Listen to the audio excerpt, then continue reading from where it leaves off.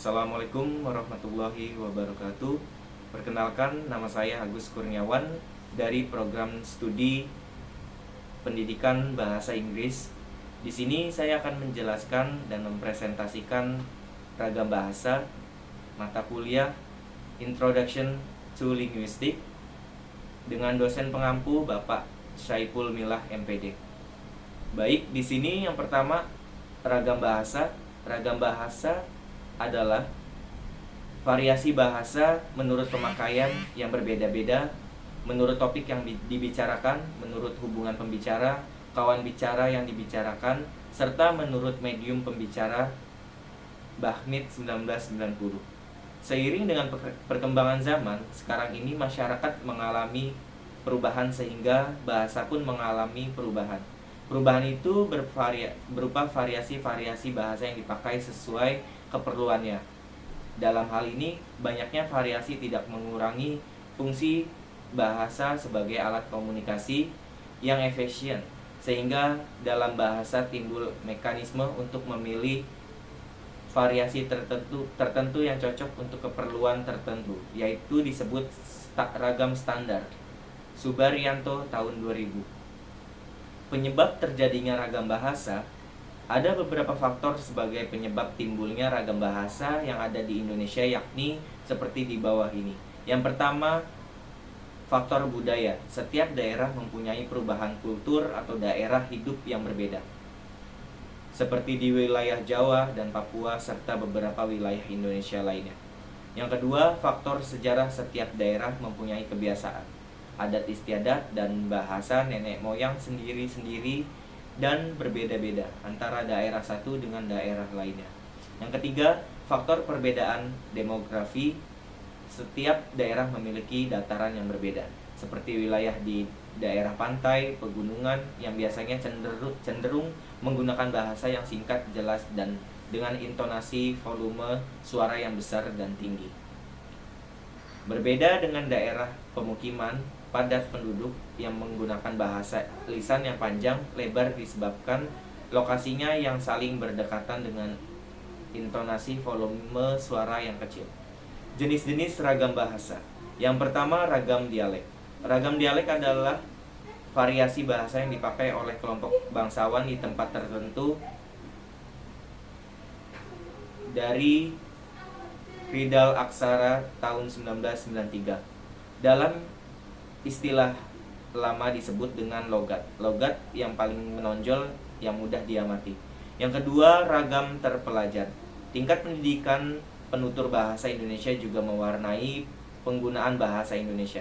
Bahasa Indonesia yang digunakan oleh kelompok penutur berpendidikan tampak jelas perbedaannya dengan yang digunakan oleh kelompok penutur yang tidak berpendidikan, terutama dalam pelafalan kata yang berasal dari halusinasi.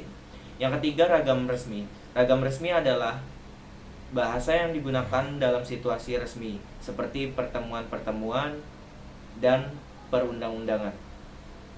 Ciri-ciri ragam bahasa resmi adalah menggunakan unsur gramatikal secara eksplisit dan konsisten, menggunakan imbuhan secara lengkap, menggunakan kata ganti resmi, menggunakan kata baku, menggunakan EYD, menghindari unsur kedaerahan.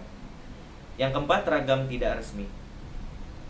Ragam tidak resmi adalah ragam bahasa yang digunakan dalam situasi tidak resmi, seperti dalam pergaulan atau percakapan pribadi.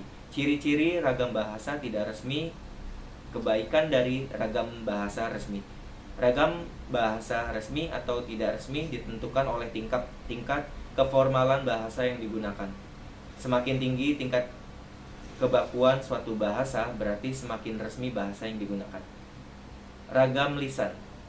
Ragam bahasa lisan adalah suatu ragam bahasa yang dihasilkan oleh alat ucap atau organ of speech. Dalam ragam bahasa lisan ini, kita harus memperhatikan beberapa seperti tata bahasa, kosakata, dan lafal dalam pengucapannya.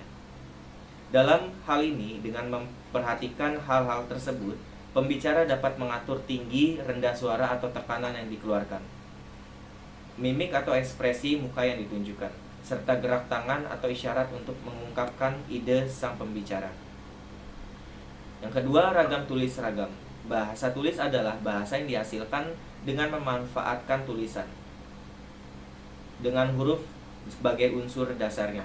Dalam ragam bahasa tulis, kita harus memperhatikan beberapa hal seperti tata cara penulisan atau ejaan, di samping aspek tata bahasa dan pemilihan kosakata.